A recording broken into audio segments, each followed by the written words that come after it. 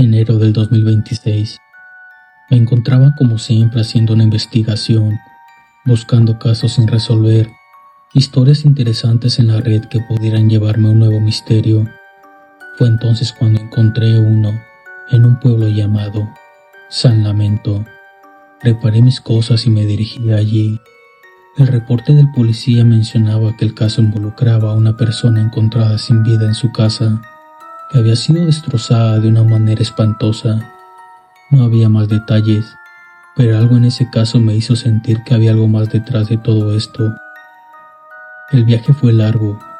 Conduje durante horas por caminos solitarios, rodeado de campos que se perdían entre la niebla. San Lamento no parecía entre los mapas más comunes, lo que lo hacía aún más interesante. Los pocos habitantes que encontré en el camino me miraban con desconfianza, como si no les agradara la idea de que alguien estuviera interesado en su pueblo. Al llegar, lo primero que noté fue el silencio. Ningún sonido de niños jugando, ni el murmullo de conversaciones entre vecinos, solo el susurro del viento entre las ramas de los árboles, como si la propia naturaleza estuviera conteniendo el aliento. El pueblo parecía estar suspendido en el tiempo, en un momento eterno de quietud. Me dirigí a la estación de policía, donde el oficial encargado me recibió con una mirada escéptica. Tras unos minutos de conversación, me permitió revisar los reportes del caso, aunque me advirtió que era un asunto más complicado de lo que parecía. La víctima, un hombre llamado Marcos Herrera, fue encontrada en su casa, que había sido completamente destrozada. Los muebles, las paredes, todo estaba hecho pedazos. No había señales claras de un robo ni de un ataque común. Lo más desconcertante era el estado del cuerpo. Había marcas extrañas en la piel, como si algo o alguien hubiera dejado su huella de manera violenta, pero sin ninguna razón aparente. Decidí ir a la casa de Marcos, que estaba a las afueras del pueblo. Mientras me acercaba, pude ver el daño por fuera. La puerta estaba colapsada, las ventanas rotas, y todo el lugar emanaba una sensación de abandono. Sin embargo, había algo extraño en el aire, algo que no podía identificar del todo, pero que me helaba la sangre. Entré, armado con mi grabador y cámara, listos para documentar todo. Al cruzar el umbral, el aire se volvía más denso, como si la casa misma estuviera respirando. Al principio, todo estaba oscuro, pero la luz de mi linterna comenzó a revelar las sombras de la habitación. El desorden era peor de lo que imaginaba. No solo muebles destrozados, sino una sensación de caos palpable. Mi linterna iluminó una esquina, y allí algo atrapó mi atención. Un símbolo, marcado en la pared con lo que parecía ser sangre. Me miraba fijamente. El símbolo era extraño, como una combinación de runas y formas geométricas que no había visto antes. Instintivamente, sentí que no era algo común. Decidí investigar más sobre él, así que saqué mi linterna y comencé a buscar información en mis viejos libros de ocultismo. Tras varias horas de lectura, encontré lo que estaba buscando en un antiguo tomo de rituales y pactos oscuros. El libro hablaba sobre un pacto con un demonio llamado Crowley. Según los textos, este demonio otorgaba a las personas todo lo que deseaban: riquezas, poder, amor, cualquier cosa que pudiera anhelar su corazón. Sin embargo, el precio era terrible. 10 años después de sellar el pacto, el demonio venía a recoger el alma del firmante, y el que lo hacía eran las mascotas del demonio, los perros del infierno. El libro describía que las víctimas de este trato morían en circunstancias horribles. Sus cuerpos eran encontrados destrozados, como si hubieran sido atacados por algo invisible, algo que solo podría ser visto por aquellos que tuvieran el conocimiento adecuado. El perro del infierno, al parecer, no era visible para el ojo humano, pero existía una forma de verlo. Se necesitaban lentes especiales, gafas consagradas que debían ser pasadas por fuego bendito. Este fuego debía ser consagrado con aceite de oliva santo, un aceite extremadamente raro disponible solo a través de ciertos rituales antiguos. Lo peor de todo era que, según el libro, las balas de hierro consagradas podían detener el perro. Sin embargo, nadie sabía cómo podía hacer que el demonio se mostrara ante los ojos de los mortales. Con una creciente sensación de urgencia, supe que debía encontrar esas gafas y esas balas si quería entender lo que estaba pasando, y algo me decía que la respuesta estaba muy cerca, fuera de la casa, aguardándome en la oscuridad. Entonces comprendí que debía fabricar esas gafas y esas balas, pero había algo más. Algo en el aire me decía que no estaba solo.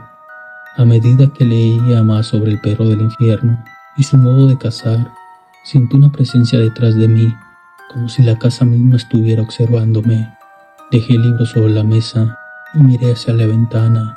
El viento soplaba con más fuerza, agitando las ramas de los árboles por fuera de la casa. Fue entonces cuando escuché el primer susurro. Al principio pensé que era el viento, pero luego lo volví a oír, más claro, una voz suave, casi como un gruñido bajo. Con el corazón acelerado, me levanté y me acerqué a la ventana. Afuera, entre la niebla, vi algo moverse rápidamente, una sombra que cruzaba entre los árboles. Parecía forma humana.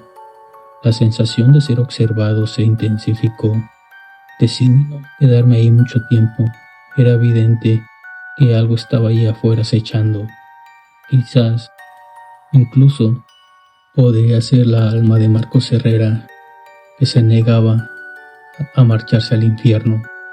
Me apresuré a salir de la casa, no sin antes tomar el libro en mis notas.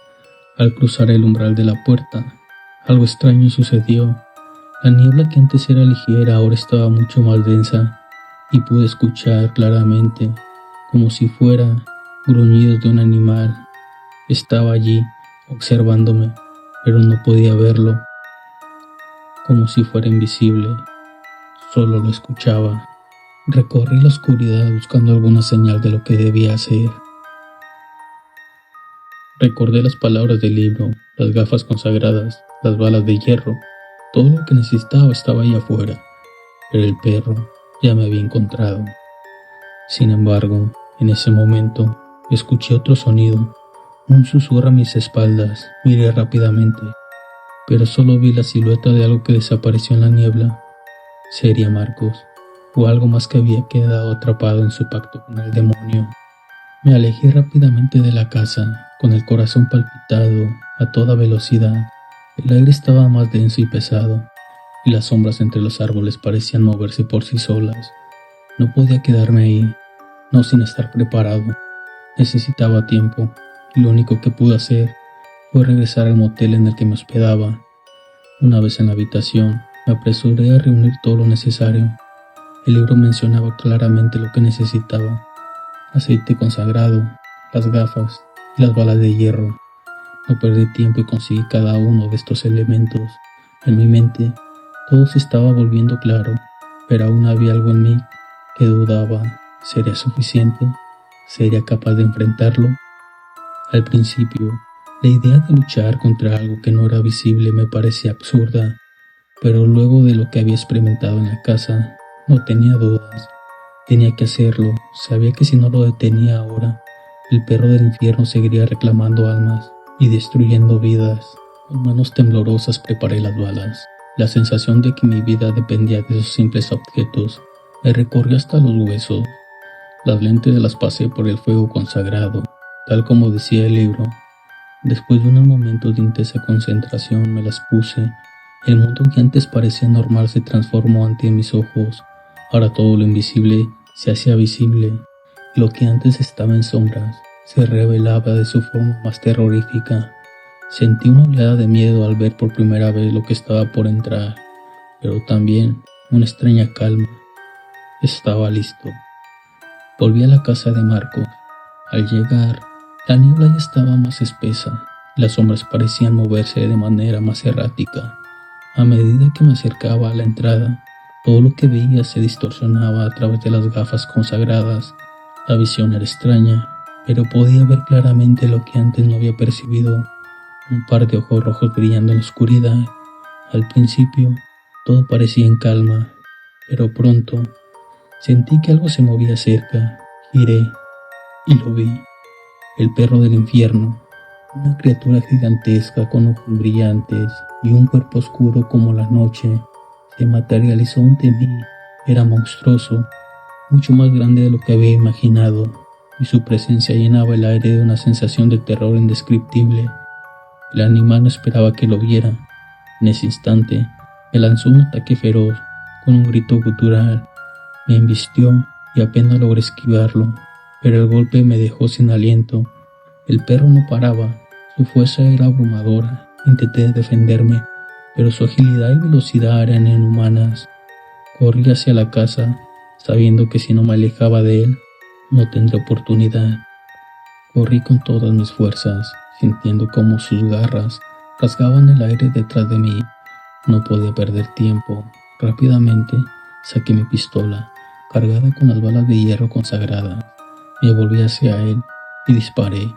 La bala lo alcanzó en el costado y la criatura huyó de dolor, deteniéndose por un momento, pero no se detuvo por completo. Al contrario, parecía enfurecerse aún más.